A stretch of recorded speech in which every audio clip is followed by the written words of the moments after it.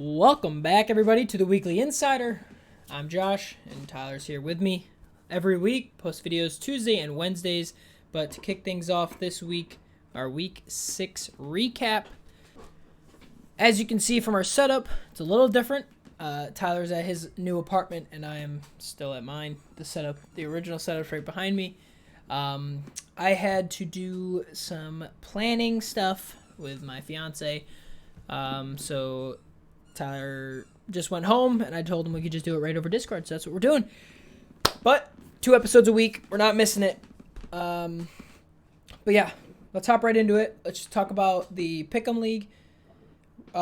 Shout out to Brian, BGP, and Emilio, actually, a coworker of mine, who were the top 2 performers. Or not performers. I mean, I guess performers. But they picked the most correct. They had 10 correct in the Pick'em League. And if you are interested in joining that, go check it out. It's completely free. Top of the description. But without any further ado, the week 6 was an interesting one. I feel like there was a decent amount of upsets. A lot of weird games, yeah. What was it? A lot of weird games. Yeah, definitely. Definitely the most unorthodox, I think. But yeah, without hesitation, we got the Buccaneers beating the Eagles on Thursday night game. The Jacksonville Jaguars beat the Dolphins to get their first win of the season. The Packers beat the Bears. The Colts beat the Texans. The Rams beat the Giants. KC beat Washington. The Baltimore Ravens stomped the Chargers. The Bengals beat the Lions. The Vikings beat the Carolina Panthers.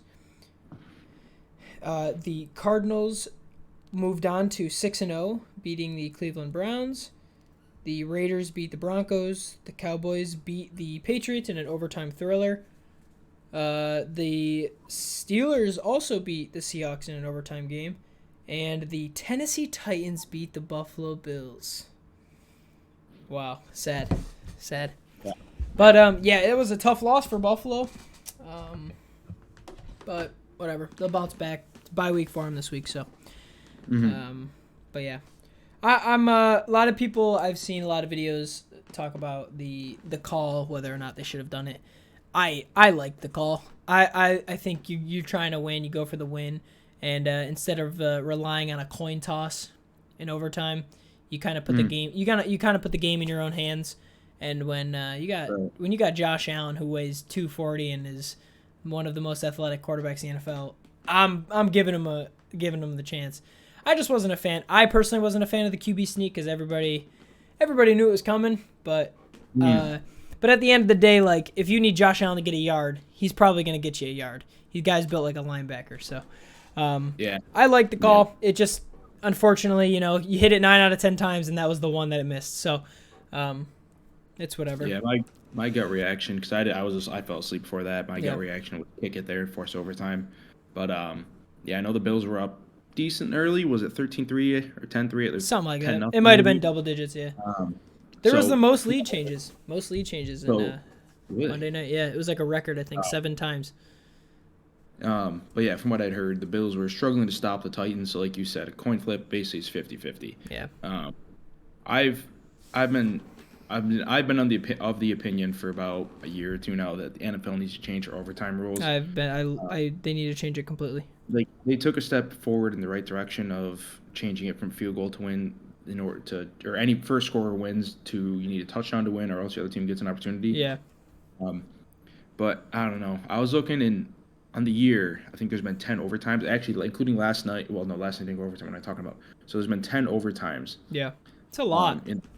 And the team that has possession first has won on that possession 4 times. So it's less than 50%. But at the same time, in overtime, where it's literally just coming down to a coin flip, for the game to end on one single possession, like, at all, is just kind of ridiculous. So, and actually, the last 3 overtime games have ended in that first possession. So, initially, I think it was only one of the first 7. But, yeah, I mean, just the way that the rules are made for offenses now, offenses are becoming more and more strategic. It's obviously, I'm pretty sure points are being scored higher than they had been several years ago. Yeah. So defenses are getting tired out. So I don't know. I don't care for the overtime rules. So I do understand the Bills' decision there. If they kick the field goal, they're just basically hoping for a coin flip to go their way. Mm-hmm. Versus 4th and 1, which I assume is greater than 50-50 chance. Oh yeah, for sure. So, my gut reaction was kick it, but like you said, I don't care for also, the QB. I will say, like, and if Buffalo converts that and then scores a touchdown, the whole narrative changes. Like, nobody's talking about, oh, they went for it on 4th and 1. How stupid. No, they took the game in their own hands and won the game. Like, it's a whole different story. It's just an unfortunate turn of events. That was basically all that happened. But I was very, very annoyed at the time, obviously, watching the game. Yeah. Like, of course they don't get it. Of course they don't convert. Like, whatever. I was just pissed off, but obviously I'm a Bills fan. So, but I definitely, looking at it, I agree with the call. And if it comes down to it later in the, like, even the playoffs, if it comes down to a 4th and 1 and we need to convert, I trust Josh Allen to be able to get it, just because. Like, the Dolphins had a similar play, 4th and 1, I think, around their own 45 or so, and they ran a halfback dive and it got stopped. Yeah. I'm personally of the opinion that in today's NFL, spread the defenses, and especially with a guy like Josh Allen, let him make the decision. I mean, either have short routes where he either gets to throw it or he can just run for a yard himself. Yeah, give him RPOs. Like, especially when the Bills were out of the I formation, I think. Or no, they didn't have a full. No, they were under center. Yeah. They were under center, so they were clearly showing like QB sneak or run, whereas the Dolphins were at least in shotgun.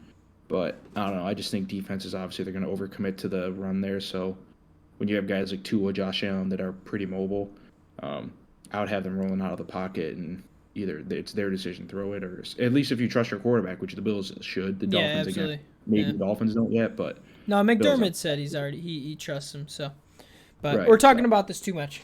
But no, it's a very interesting topic. It's just because, like, I knew all the YouTube, like, ESPN was going to be talking about it and all that stuff. But a lot of people still have the same thought that nothing changes. The Bills are still a top team, and I think so too. It's one loss. Like, you're not going to win every game. So, all right, we'll roll on to questions, fan questions. I don't like that word. I'm just going to, like, any questions people have on my Instagram, I put on my story. Leave us questions for the Weekly Insider. I only got a few. One I got from Dylan, but it wasn't really a question. He wants us to do spreads and over-under predictions. I'm sorry, bro. That's just not going to happen. That would take forever. Yeah. And I feel like it would take long for us to just go through and say what we were going to say, like, give our predictions. But as far as, like, actually sitting there and, like, man, who's going to win, like, +3, -3? Yeah. Granted, I already do a ± spread pick 'em. Yeah. But, like, I just kind of quickly go through. Well, also, if, like, people are watching and they're a casual fan, to explain the spread can be confused, like, very confusing, I think. I don't know. Yeah, they're honestly both pretty easy explanations.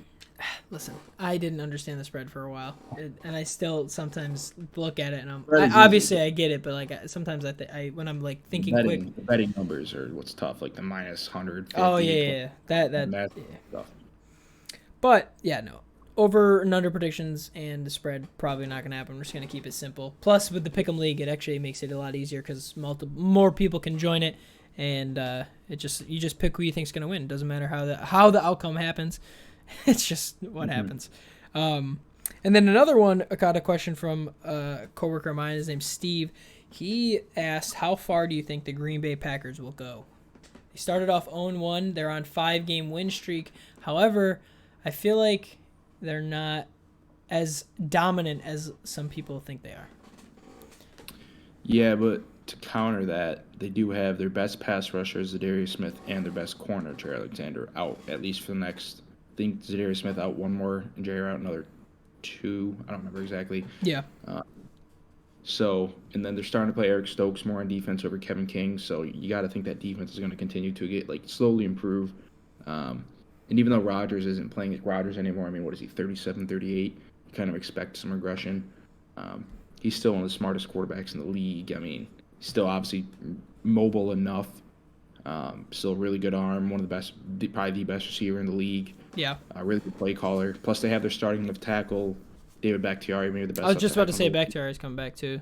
coming off the pup list. So I don't know. They made it to two straight NFC championships. I Yep. don't think they're the favorite just because I think the Bucks all around have a better roster, especially if they get their DB room healthy. Yeah. But I don't know. Rams are real competitors now or contenders. Dude, the Cardinals, like they're 6-0. Yeah, Cardinals obviously. Kyler Murray, that guy's he's a stud.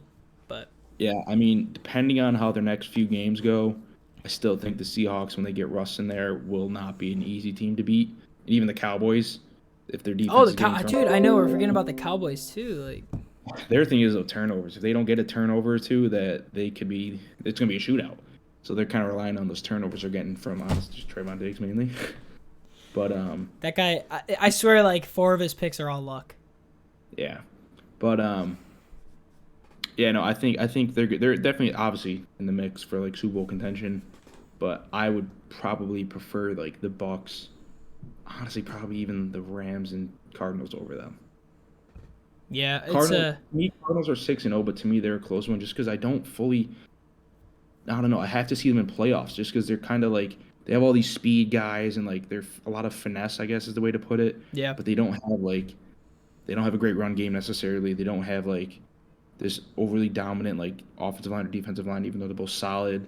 Their DB room isn't anything crazy. So to me, it's just like they're solid all around, and they're winning games right now. But in the playoffs, I'm not like 100% sold on. Yeah. So we'll see. I don't think they're gonna go undefeated. I think they're gonna lose a game. Well, no, I don't. Yeah, definitely not. They're not that type of caliber. But to answer the question, I think the Packers will win a playoff game, but they won't go. I don't think they're gonna make it to the NFC Championship again. Yeah. I think the NFC is a lot better than it was last year. Yeah, mainly with the Rams getting Stafford. Yeah. Plus, Kyler Murray's kind of, like we were just saying, he's getting a lot better. He has more weapons too. Yeah. Last year, I thought he was a top 3. He was a top 3 MVP candidate halfway through the year, and then they collapsed. Obviously, I think they started like 5-2 and ended up 8-8 or something. Yeah. Oh, that's right. They did have a hot start last year. Yeah. So yeah, Kyler was great last year to start, and then the team fell off. But hopefully, it doesn't happen this year, just because I do like Kyler a lot. Cool. So I only had a few questions or a few things to talk about right there. But for those that would like to ask us questions and have any, if you're wondering thoughts that we have on certain topics, I'm gonna start posting on my Instagram story questions for the Weekly Insider. So go follow my Insta. It'll be linked down below, but it's also just Jay Gardy. And that way you can ask us some questions on some topics in the NFL. Like, doesn't matter. It could be literally anything. I'll just pick a few. If I for whatever reason get a bunch, I will pick from, and I'll pick like the most interesting ones, I guess. Right. But yeah, let's move on to the fantasy aspect of this episode. Your fantasy leaders this week for quarterbacks got no one other than Josh Allen with 28.7 points. Low scoring week. Yeah, very low scoring actually for quarterbacks. Considering last week we had like 3 players all 35 or higher or some shit like that. It's crazy. Was it last week? Are you looking? I know Mahomes and Herbert both got 40 plus. I don't know if there was a third. No, Lamar Jackson had 41. Or not Mahomes. I meant Lamar and Herbert both had 40 plus. It was Brady then. Brady, because he threw for, I think he had 37, but he had a lot. Yeah, it was ridiculous. So, like I said, Josh Allen first. Kirk Cousins was second with 27.5, and then Dak Prescott was third place with 26.8. And then go ahead with the running backs, brother. Yeah, so running backs number 1. Again, I think this is his 3rd or 4th week. Derrick Henry. Probably, yeah. Third 3-touchdown game in, I think, 4 weeks. So, yeah, Derrick Henry, obviously insane. A.J. Brown and Julio have missed a couple games lately, so I would think teams would just be selling out for the run, but it doesn't matter. Yeah, but when you do that, they do the play action and just throw over the top of you, so. Yeah.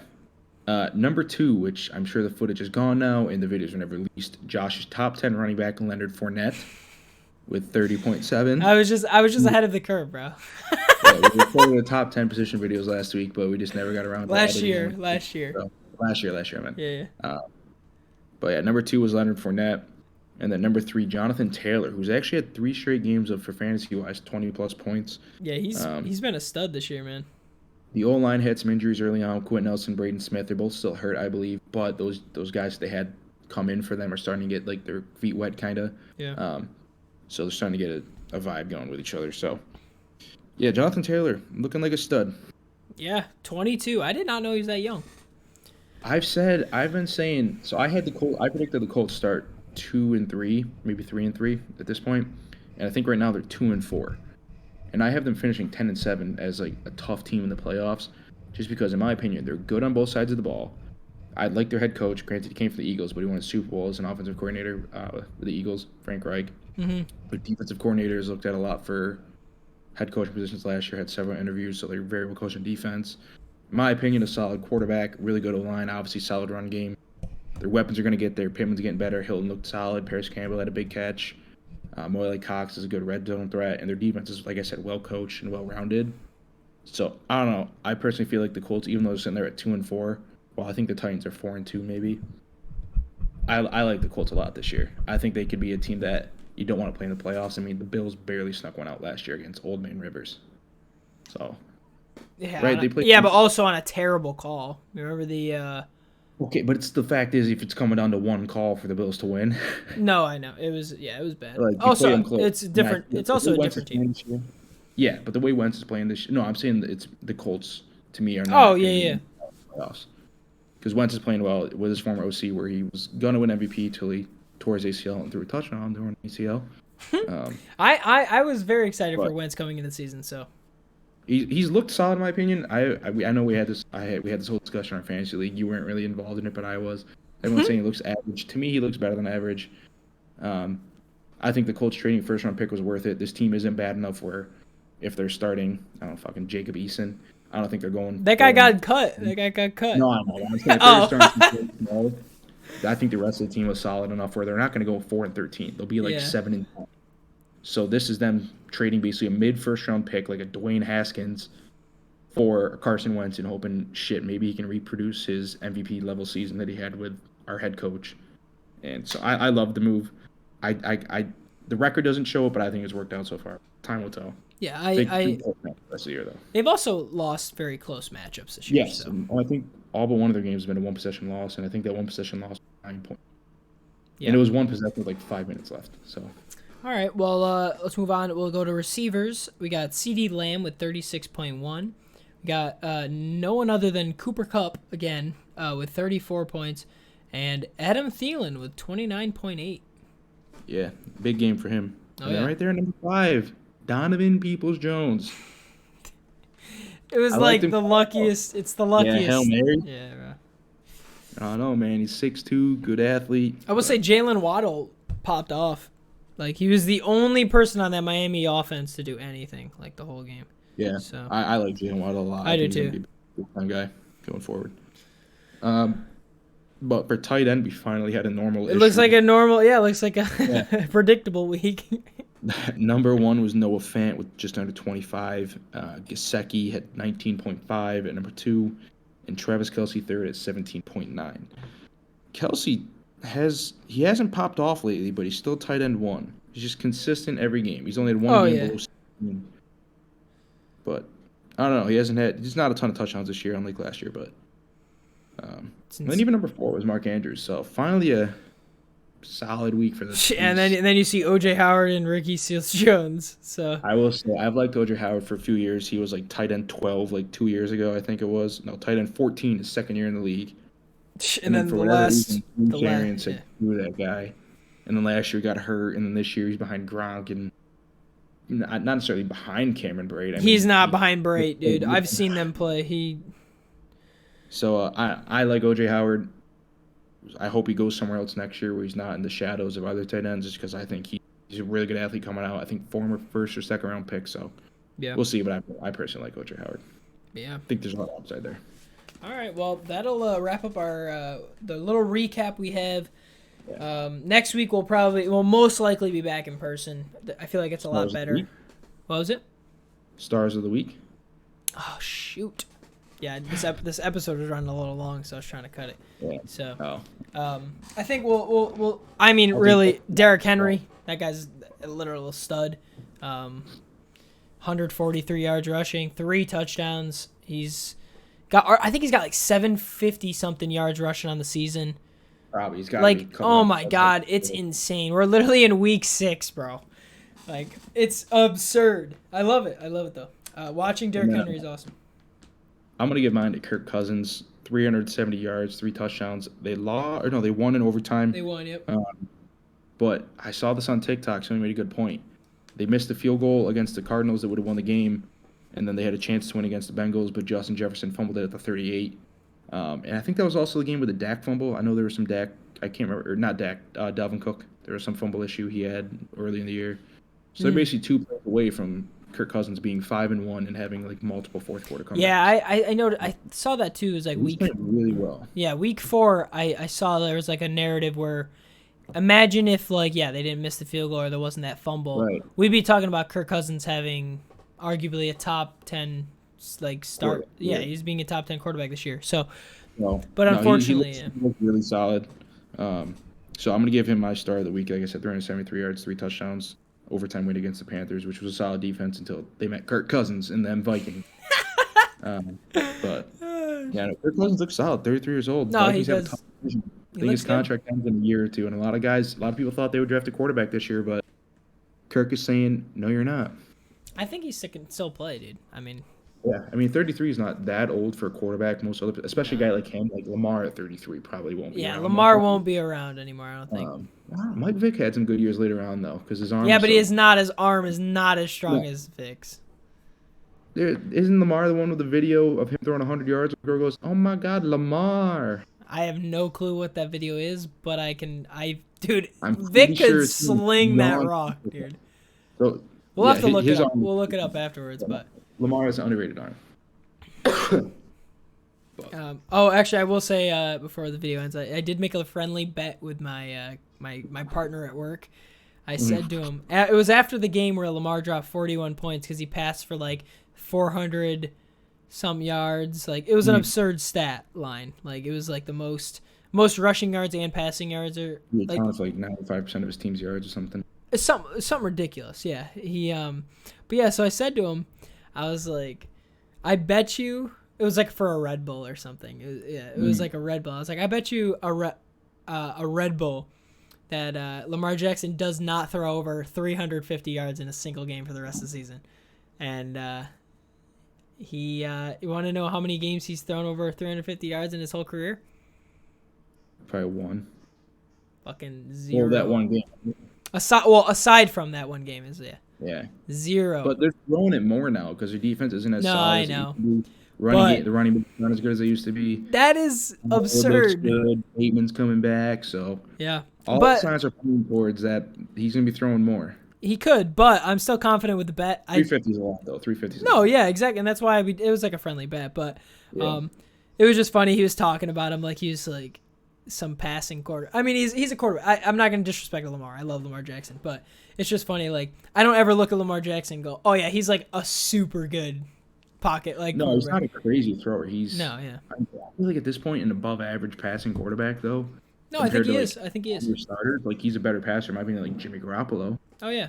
Like a low level starter. I probably would prefer Lamar throwing over like Jared Goff, maybe. Oh, definitely. I would 100%. So, and then obviously add in maybe a top 10 athlete in the league. No, yeah. Again, like I'm not saying it to discredit Jackson, but it was just funny. Like, I noticed, like, he just doesn't, he wins the games with his legs when he can. So. But props on Lamar. This week became past Dan Marino for the most wins all time. Under 25, yeah. So. Yeah, it's insane. They got at least 7-8 more years of Lamar. And his jersey got retired at Louisville. Like, this guy, good for Lamar Jackson, bro. Shout out to Lamar Jackson. Doubt he watches this, but Brian, my buddy Brian, tuning in our Dynasty Leagues watching this, he and I called it. Lamar was going to, I mean, the guy just dominated everybody he played in college. Yeah. It wasn't like Troy Smith where it was like he just put up numbers. Lamar was like looked at another level compared to everybody else on every game he played. Yeah, it's his athleticism, dude. Just it puts him up like. And the arm wasn't like bad enough where you're like, man, this guy can't throw. It was like, no, he's slinging it like 60, 70 yards downfield. Not consistently, not completely accurately, but the arm talent's there. The best thing with that, though, too, like, the athleticism, the freak athleticism, you can't teach. Like, you can't teach someone how to be like that. Yeah. But you can teach him how to throw better and, like it's tougher at this age. Like, accuracy is the tough part. But I mean, again, we've seen Josh Allen grow. Josh Allen, yeah. Unprecedented improvement. Oh, yeah. Went from literally throwing duds all the time just because he had such a powerful arm to now throwing just great passes all the time. Yeah, so, putting touch on the ball sometimes. Yeah, you could do that. Lamar Jackson's one of those athletes who will be around for a while. Yep. But 33 years old, maybe not. That was kind of where it all started, but we'll see. I don't think he'll still probably end up being like a low tier starter because he can still. Probably. But he's not going to be that Lamar Jackson of old that we're going to be talking about. No. the one who makes people literally snap ankles. I love it. I got a question then, since I didn't post it on the Instagram. Is Lamar Jackson playing better football right now or his 2019 MVP season? I'm going to say right now. I'd say right now. Yeah, I was going to say right now. His O-line's not as good. His defense isn't as good. His running back room isn't as good. Yeah. I don't remember who his wide receiving core was back then, but I mean, Hollywood and then Sammy Watkins. Mark Andrews honestly isn't even at the same level as it was 2 years ago. Those two though have a good connection. Solid, but I think Lamar's playing better football now than he was 2 years ago when he won MVP. Yeah, I think he is playing a lot better. But you also have to look at the whole AFC. All the AFC quarterbacks. No, I'm not saying he's MVP candidate right now. Well, he is MVP candidate, but I'm not saying he is the MVP right now. I'm just not saying, the front runner. Yeah, there's definitely an argument he's playing better football now than he was when he won MVP. Because MVP just goes to the quarterback of the team with the best record, basically. I think it's such a shitty. That's essentially what it is. It's so stupid. To me, Russell Wilson's been the most valuable player in the league for about 5 years. Just take him off the Seahawks team, and they're not winning 5 games. No, they're not good. But he's there, and they're in the playoffs every single year, competitor for the Super Bowl. So he's a competitor. It's a great word for it. So, but all right, this was a long recap, but it was fun, good conversation. So, if you made it this far, drop a like, subscribe, do all that schnit. We will see you tomorrow for the picks. Later. Adios, amigos.